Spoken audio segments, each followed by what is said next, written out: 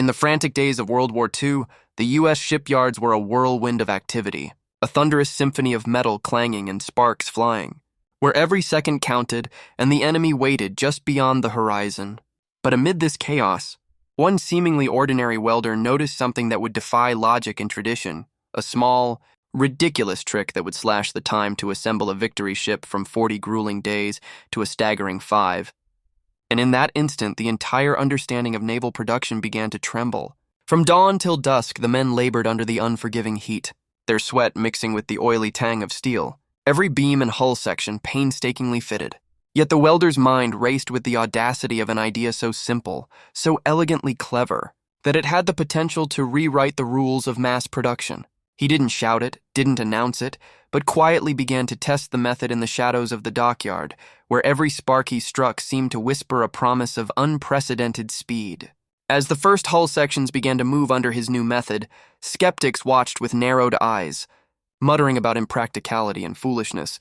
But the shipyard's foreman, drawn by curiosity and the sound of metal yielding more quickly than ever before, leaned closer, unable to deny the strange efficiency emerging before them. By the end of the first week, a hull that should have taken an entire month began to take shape in days, and murmurs of astonishment spread like wildfire, setting the stage for a production miracle the world would never forget.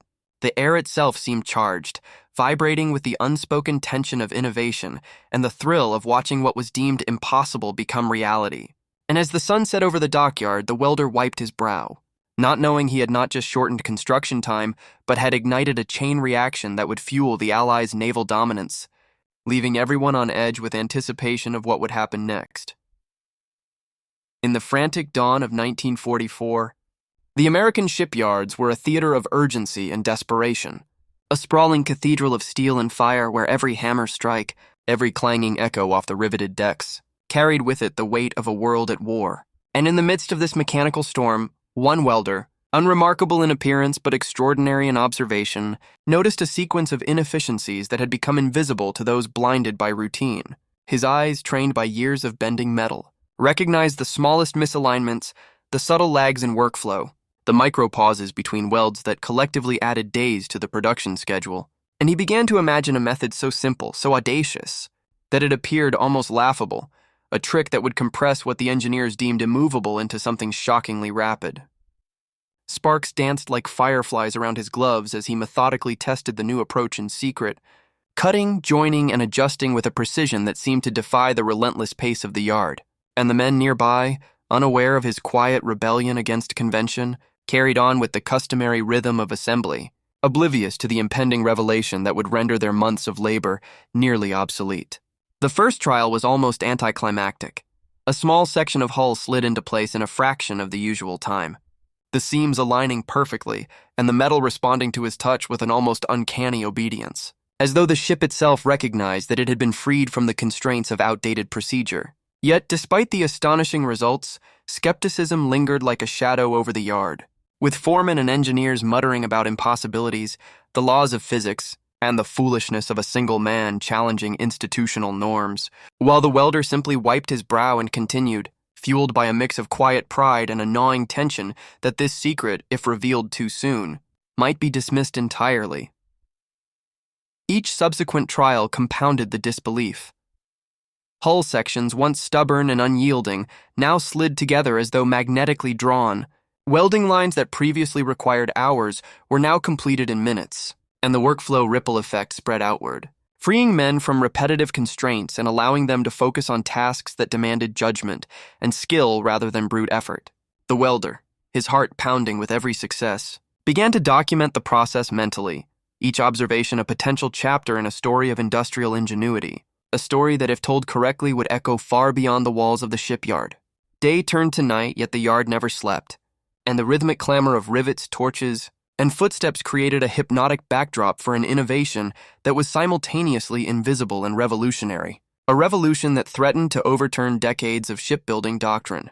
Even the seasoned engineers, initially dismissive, could not deny the anomaly as they witnessed entire sections being completed in what had previously been considered impossible spans of time, their eyes widening, their initial scoffs replaced by a cautious curiosity. and then a dawning excitement that crackled as tangibly as the molten metal at the welder's fingertips. The broader implications began to dawn slowly, like sunlight over the horizon. If one man could compress 40 days of labor into 5, the entire naval strategy could pivot. Ships could reach the front lines faster, supply lines could expand exponentially, and the Allies could sustain operations in theaters previously constrained by production bottlenecks. And yet, for all this strategic potential, the welder remained focused on the granular, tactile reality of the task before him, aware that every misstep, every deviation from his meticulous method, could unravel the miracle he was coaxing from cold steel. Rumors began to circulate, first whispered, then louder. Through the docks, a miracle welder, a man who defied the norms, whose methods were so absurdly effective that veterans swore they had seen the impossible happen before their eyes. And these whispers grew into a cautious buzz that eventually reached the ears of the shipyard's highest authorities, prompting meetings, inspections, and, at first, incredulous skepticism that soon shifted to calculated observation as the results became undeniable. By the time the first Victory ship constructed using this method began to take form, the air in the yard was electric with anticipation, a collective tension so thick it could almost be felt in the reverberating clangs of the hammers and the hiss of the welding torches. Men paused mid-task to glimpse the accelerating assembly. Foremen counted not in days but in hours, and the once impossible had become palpably tangible. The welder, now a silent orchestrator of speed and precision, continued his work, each weld a heartbeat in the rapidly growing vessel, each alignment a note in a symphony of innovation, and he knew that the true test would come when the ship, fully assembled, floated free of its cradle and proved that the trick was no fluke, no temporary acceleration, but a permanent revolution in shipbuilding efficiency. As the days wore on, the welder's secret method evolved, becoming a precise choreography of motions honed by observation, experimentation, and a relentless drive to shave minutes, then hours, off each stage of the Victory ship assembly, where traditional procedures demanded careful alignment followed by sequential welding. He introduced subtle adjustments that allowed multiple sections to be joined simultaneously, staggering weld points in a pattern that distributed stress evenly across the steel and eliminated the customary waiting periods that had been considered unavoidable. Sparks flew in rapid succession as his torch danced along seams that once took painstaking hours to perfect, and the surrounding workers, initially skeptical, began to notice that the sections seemed to fit themselves, edges aligning with uncanny precision, gaps disappearing under the heat, the metal bending, stretching, and finally joining exactly as he intended. Almost as if the ship itself had absorbed his intuition. Every observation was filed in his mind with the care of a master strategist, noting the variations in steel thickness, the impact of temperature on weld penetration, the subtle influence of tide and wind on the shipyard docks, and the precise rhythm that allowed men to work in tandem without interference, their motions flowing around his innovation like water around a rock, creating a seamless ballet of industrial efficiency. The human element became increasingly critical. Men who had spent years performing tasks with the slow, predictable rhythm of habit suddenly found themselves moving faster, their eyes sharper, their muscles responding instinctively to the altered pace, and at first, there was resistance, a natural reaction to the disruption of long-held routines. But soon, the evidence of accelerated progress silenced doubts. Foremen walked the decks with a mixture of incredulity and awe, calculating in their heads the implications of what they were witnessing. A process that once required 40 grueling days was now unfolding in a fraction of the time, and this was not a fluke. Repeated trials yielded consistent results, each hull section completed in record time, each weld passing inspection without flaw, and the morale boost was palpable, reverberating through the yard like the rhythmic thump of hammer strikes, a psychological reinforcement as powerful as the mechanical efficiency itself. The method itself, though deceptively simple in appearance, was grounded in careful experimentation. The welder had discovered that preheating certain joints before assembly reduced distortion, that staggering weld sequences prevented metal fatigue, and that synchronizing men and machines in a specific cadence amplified their collective productivity. He kept a meticulous mental log of every variation, every misstep, every success, refining the process incrementally, like a composer perfecting a symphony note by note, aware that the culmination of these tiny adjustments would create a monumental leap in shipbuilding speed. The sparks from his torch were not merely welding metal, they were igniting the imagination of every man who watched. a physical manifestation of the audacity and ingenuity that would soon define an entire era of wartime production. And as the sun dipped below the horizon, casting long shadows across the steel skeletons of victory ships, a quiet electricity lingered in the air, the kind that presages historical transformation. Word of the welder's technique eventually reached the upper echelons of the shipyard's administration, who at first treated the reports with measured skepticism. After all, the established engineers had spent decades perfecting incremental improvements, and the idea that a single man's ridiculous trick could disrupt standard procedures and accelerate production tenfold seemed almost heretical. Yet, curiosity triumphed over doubt, and a delegation of supervisors arrived to witness the method firsthand. What they saw stunned them. Sections of hulls sliding together with the precision of clockwork, welds forming in near-perfect unison, and workers adapting instinctively to a new rhythm of assembly. Their movements both hurried and deliberate, a paradox that defied conventional wisdom. The delegation took notes, questioned processes, inspected weld quality, and despite their initial disbelief, their faces betrayed dawning comprehension and awe, as the reality of compressed timelines became undeniable. Even as the system spread through the yard, every day presented new challenges: inconsistent steel supplies, sudden weather shifts, equipment malfunctions, and human fatigue threatened to slow the accelerated workflow. But the welder's method proved resilient, adaptable, almost self-correcting.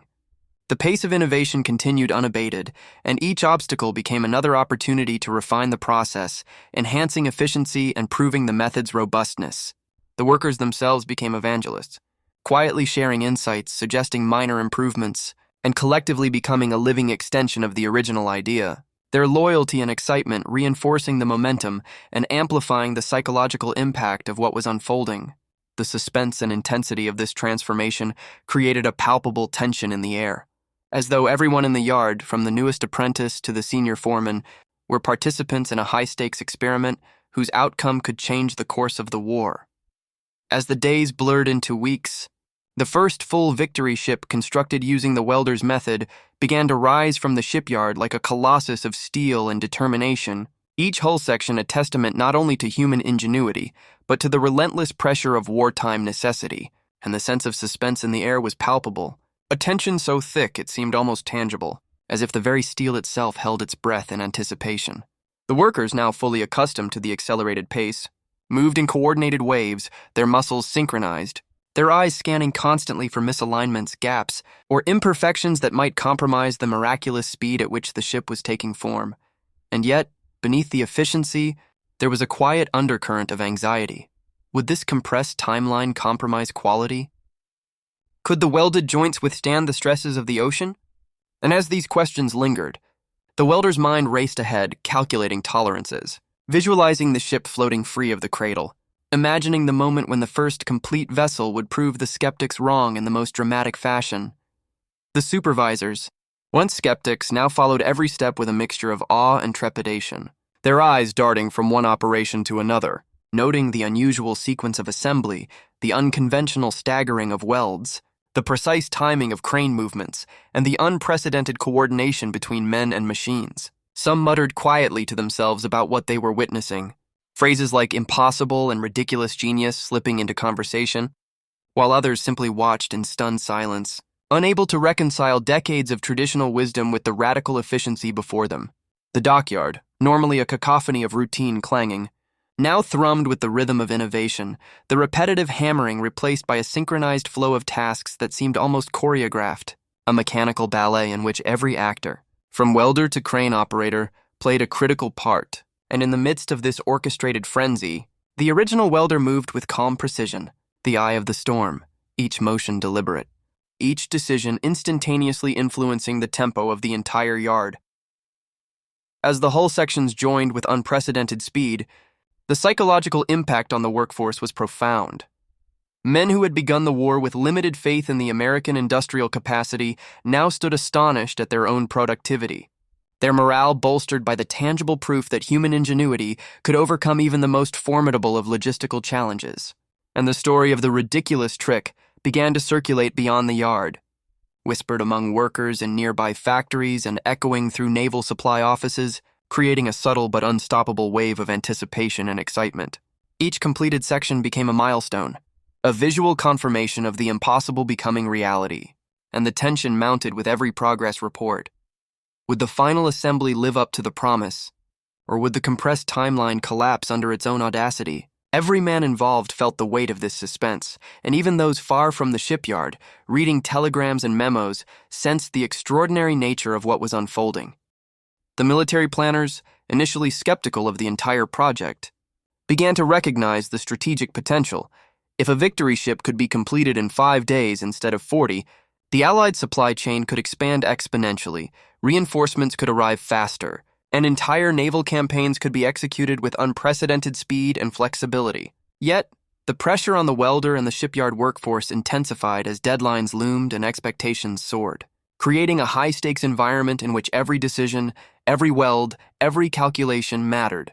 The welder, acutely aware of the stakes, worked in near silence, allowing the results to speak for themselves, and as the first complete victory ship finally floated free of its cradle, the culmination of countless hours of labor, innovation, and suspense, the atmosphere erupted into a mixture of relief, exhilaration, and disbelief, a collective recognition that history had been made in the heart of the shipyard, one weld at a time, one audacious trick that had defied expectations, shattered records, and redefined what was possible in industrial warfare.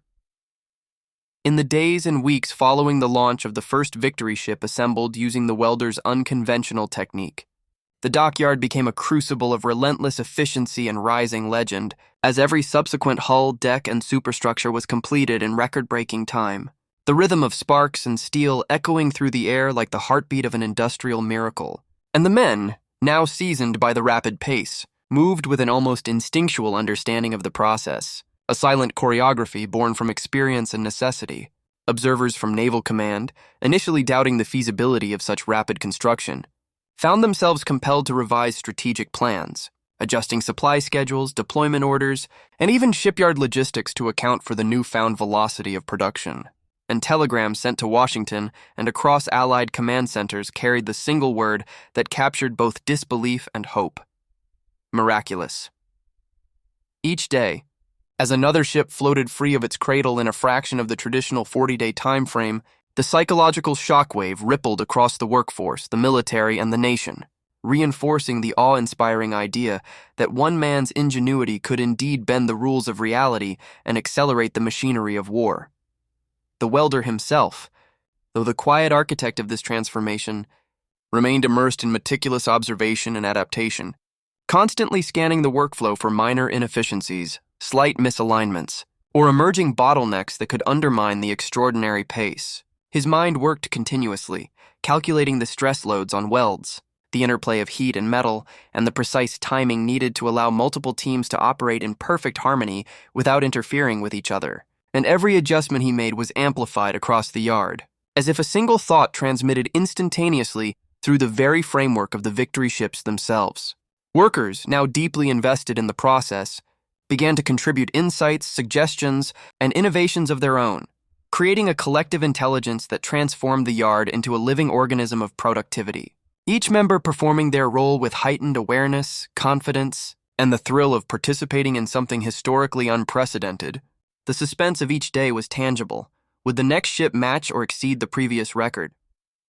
Could the speed be maintained under the strain of fatigue, fluctuating material quality, and the unpredictability of wartime conditions? Every moment was charged with tension, a silent question hanging over the steel skeletons rising like titans against the skyline. Beyond the yard, the broader implications of the welder's method began to unfold, reshaping not only American naval production, but also the trajectory of the war itself. With ships being completed in just 5 days, supply lines could expand at a pace previously deemed impossible. Troop deployments could occur with unprecedented swiftness, and the Allied forces gained a strategic advantage that would reverberate across every theater of conflict. Yet, amidst the excitement, there was also the awareness of the stakes, the possibility of overextension, of mechanical failures, and of human error threatening to compromise the historic gains. Reports of accelerated construction reached policymakers, naval strategists, and even the president, who demanded briefings, demonstrations, and assurances that quality would not be sacrificed for speed. And as the welder stood among his fellow workers, Quietly observing each newly assembled vessel, he felt the weight of responsibility pressing upon him, knowing that the success of an entire fleet now rested in part on the brilliance of a ridiculous idea executed with flawless discipline. As the victory ships multiplied, each floating free of its cradle in days rather than weeks, the narrative of innovation, audacity, and human skill spread like wildfire, capturing headlines, inspiring workers in other industries, and instilling a collective confidence that the industrial might of the United States could achieve the extraordinary when guided by ingenuity, courage, and a willingness to challenge convention. The suspense never fully dissipated, however, as every new project carried the implicit tension of expectation. Would the next breakthrough eclipse this one, or would unforeseen complications emerge? The welder, now both hero and mystery, continued his quiet work, ensuring that the miracle was not a one-time occurrence but a replicable, enduring system that could sustain the accelerated pace across multiple shipyards. And as night fell over the bustling docks, the molten glow of welding torches casting long, flickering shadows across steel and water, the men paused to witness the silent, majestic ships rising from the cradles, a testament to human brilliance and a reminder that even in the midst of global conflict, a single mind, armed with curiosity, courage, and creativity, could change the course of history in ways no one had imagined, leaving the world on edge, waiting for the next audacious leap that would push the boundaries of what was possible in shipbuilding and war. As the first victory ships slid flawlessly into the water, the legend of the welder's audacious methods spread like wildfire through every dockyard along the eastern seaboard, and what began as a single spark of ingenuity in one yard ignited a chain reaction that would transform the entire naval production system, compelling foremen, engineers, and even factory managers to reconsider long-held assumptions about efficiency, workflow, and human capability. Reports of a ship assembled in a mere 5 days reached supervisors at neighboring yards. Initially dismissed as exaggeration, rumor, or propaganda, yet the unmistakable evidence, sleek hulls, perfect welds, and men moving with a newfound rhythm, could not be denied, and the story gained momentum, carried not by newspapers or radio broadcasts, but by the awestruck words of workers, each retelling amplifying the sense of disbelief, excitement, and urgency.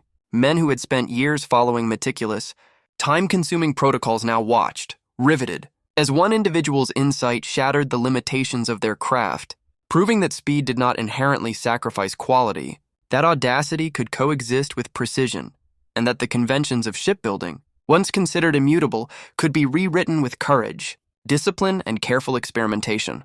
The suspense of this revelation was intoxicating.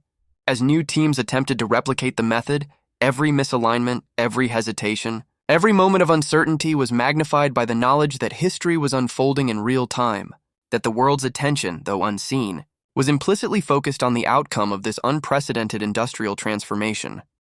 At the neighboring yards, foremen gathered their crews, recounting the story of the welder whose ridiculous trick had reduced a 40-day process to 5. And while initial skepticism was widespread, the first trial runs, conducted under careful observation, produced results that defied belief. Sections of ship hulls joined seamlessly, welds held firm under stress tests, and the cadence of assembly created an almost hypnotic rhythm that synchronized men, machinery, and material in a way that mirrored a finely tuned orchestra, each element contributing to a crescendo of efficiency and productivity. Workers, once confined by habit and convention, began to internalize the method, adjusting their movements, timing their welds, and coordinating crane operations in precise harmony with their colleagues. The result was a yard transformed into a living engine of production, each crew member a vital component in a vast, synchronized system that operated faster, cleaner, and more reliably than anyone had imagined possible. And as the first ships constructed under this newly adopted technique neared completion, a quiet tension settled over the yards, a blend of anticipation and disbelief, as if the steel itself waited to confirm the validity of the process in the ultimate test, floating free and proving its seaworthiness. The method spread not only horizontally, from yard to yard, but vertically, permeating every level of management and oversight, as engineers meticulously studied, adapted, and codified the steps, refining the process further, documenting the exact sequence of welds, the optimal preheating of metal, the precise alignment of cranes, and the workflow coordination that allowed men to work in perfect harmony without bottlenecks or collisions. Every insight generated by the welder and his colleagues became a template for replication, a standard that could be implemented across shipyards of varying sizes, materials, and personnel, and as the technique became institutionalized, the velocity of ship production surged beyond imagination, producing fleets at a pace that rivaled even the most optimistic wartime projections. The suspense remained ever present, however, as engineers and supervisors monitored each implementation closely, aware that any deviation, oversight, or miscalculation could lead to disaster, and yet, despite the stakes, the method's resilience became evident, reinforcing confidence in its replicability and cementing its status as a game-changing innovation in naval warfare logistics. Even beyond the physical assembly of ships, the psychological impact of the welder's innovation rippled through the workforce, instilling a sense of pride, ownership, and motivation that had previously been unattainable. Men who had once performed monotonous tasks without recognition now moved with purpose, inspired by the tangible evidence that human ingenuity, when coupled with disciplined execution, could achieve the extraordinary. The suspense and exhilaration were amplified with each completed vessel, as the docks overflowed with ships emerging in rapid succession, demonstrating the unprecedented acceleration of production, capturing the attention of military planners, policymakers, and the public, all of whom marveled at the sheer audacity and efficiency of the operation. And as the method continued to proliferate, the cumulative effect reshaped not only the shipyards, but the entire strategic outlook of the Allies, who could now anticipate unprecedented operational flexibility, faster resupply, and the deployment of forces with a speed and reliability that had previously seemed impossible. As the method spread to additional shipyards along the eastern seaboard and beyond, supervisors and engineers faced a mixture of exhilaration and trepidation, aware that while the results were revolutionary, any misstep in replication could jeopardize both the vessels and the workforce's confidence. The first implementations were closely monitored, each weld scrutinized, each hull section measured repeatedly, and every adjustment, no matter how minor, meticulously documented. Yet, despite the scrutiny, the method proved remarkably robust, demonstrating an adaptability that allowed it to flourish across yards of different sizes, equipment and personnel expertise, and as each new team mastered the technique, a sense of quiet pride and amazement spread, amplifying the momentum of production in a way that no bureaucratic directive could have achieved alone. The suspense intensified with every ship that floated free, each vessel a testament not only to the ingenuity of one welder, but also to the collective effort of workers who had internalized a radical new approach to shipbuilding, their hands moving with a precision and speed that seemed to defy human limits. Workers themselves became ambassadors of the technique, sharing insights, refining steps, and mentoring new crews, creating a network of knowledge that accelerated adoption faster than any formal training program could have. Apprentices watched seasoned welders execute the method with a mesmerizing rhythm, learning to anticipate the metal's behavior, the torch's heat, and the crane's timing as if guided by instinct rather than instruction. The suspense of mastery hung in the air. For every minor misalignment, every unexpected metal warp, or every equipment hiccup threatened to undermine the illusion of perfection, yet each challenge was met with ingenuity and adaptability, reinforcing the sense that this process was not merely a trick, but a carefully honed system capable of withstanding the pressures of wartime production. Supervisors, initially skeptical, were forced to acknowledge the unprecedented speed, quality, and reliability, and telegrams reporting the accelerated timelines began to reach naval command centers, prompting strategic recalculations and renewed optimism about the war effort. As more yards adopted the method, production schedules were compressed dramatically, with multiple ships being assembled concurrently in a fraction of the time previously required. Cranes moved in choreographed arcs, welders operated in precise synchrony, and inspectors who once followed a linear workflow now rotated in tandem to accommodate the rapid pace without sacrificing quality.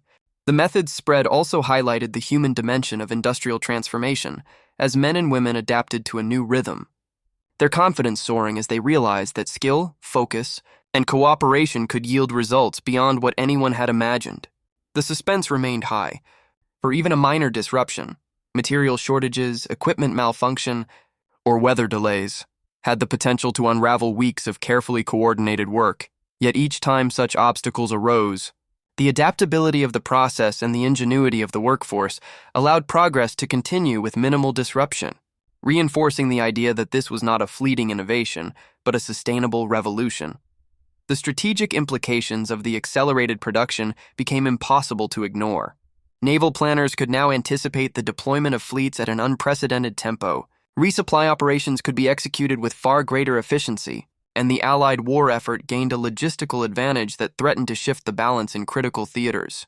Reports of the method's success inspired additional innovation, as engineers began to experiment with prefabrication techniques, modular assembly, and other refinements that complemented the original trick. And the cumulative effect was a shipbuilding system operating at a scale and speed previously thought unattainable. Amidst this industrial triumph, the suspense continued to engage the workforce and observers alike. As each day brought new milestones, fresh challenges, and the anticipation of yet another victory ship completing the astonishing 5-day journey from keel to launch, cementing the welder's legacy and leaving the world on edge, watching history being reshaped one weld at a time.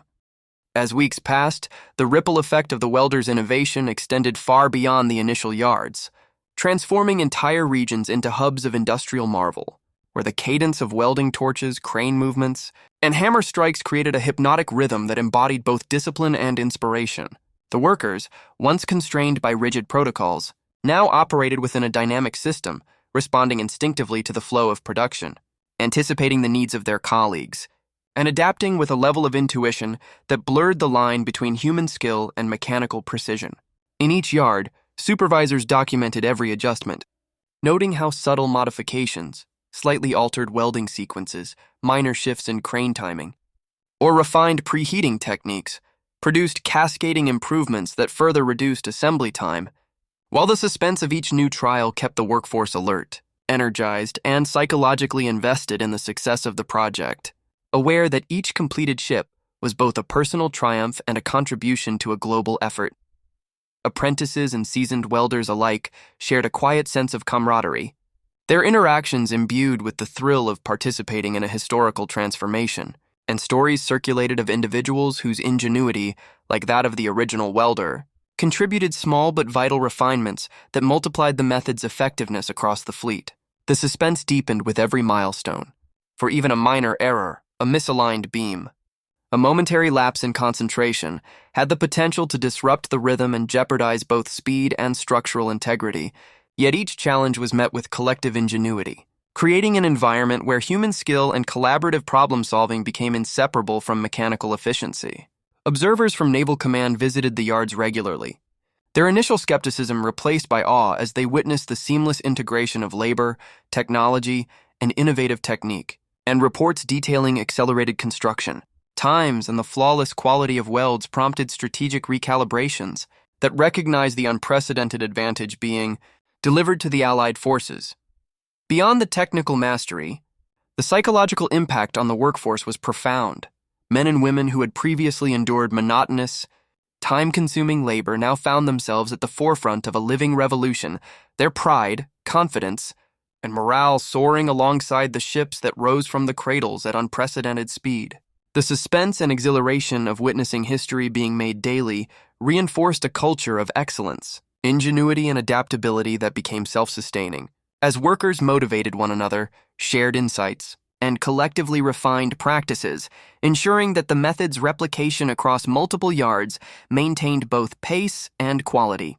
The docks themselves seemed transformed, no longer mere sites of labor but arenas of possibility, where audacious ideas were tested, perfected, and propagated, and the energy was contagious, seeping into every corner of the workforce, inspiring further experimentation, innovation, and commitment to achieving results previously thought impossible. Strategically, the accelerated production timelines forced the Allies to rethink naval deployment plans, resupply chains, and fleet operations, for what had once taken 40 days could now be achieved in a mere fraction of the time, allowing for unprecedented flexibility, rapid reinforcement, and the ability to sustain multiple theaters of operation simultaneously.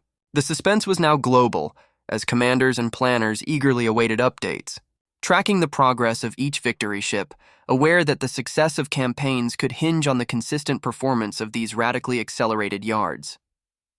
Each completed vessel was both proof and promise, reinforcing the transformative potential of one man's audacious idea and the collective genius of the workforce. And as the ships multiplied, leaving a wake of efficiency and innovation behind them, the world could not help but watch, spellbound, at how audacity, discipline, and human ingenuity combined to redefine the limits of industrial possibility in wartime, setting the stage for further triumphs and sustaining the suspense that would carry the narrative into Point 3, where the consequences of these innovations would ripple even further across the Atlantic and Pacific theaters. By the time the method had fully proliferated across multiple shipyards, the scale of transformation was staggering. Yards that once labored for weeks to complete a single victory ship now produced vessels in days, each hull a monument to ingenuity, human skill, and audacious thinking. And the cumulative impact on the Allied war effort was immediate and profound. The once impossible timelines were now normalized, and workers, from apprentices to veteran welders, had internalized the rhythm of the revolutionary process, their hands, eyes, and minds operating in near-perfect synchrony, a living network of precision and efficiency that seemed to function as much through intuition as instruction. Observers from Naval Command could hardly believe the speed and consistency. Telegrams and dispatches reported each ship's progress, each completion celebrated as a tangible demonstration of how one innovative idea, when nurtured and adapted across multiple yards, could ripple outward to affect entire theaters of conflict.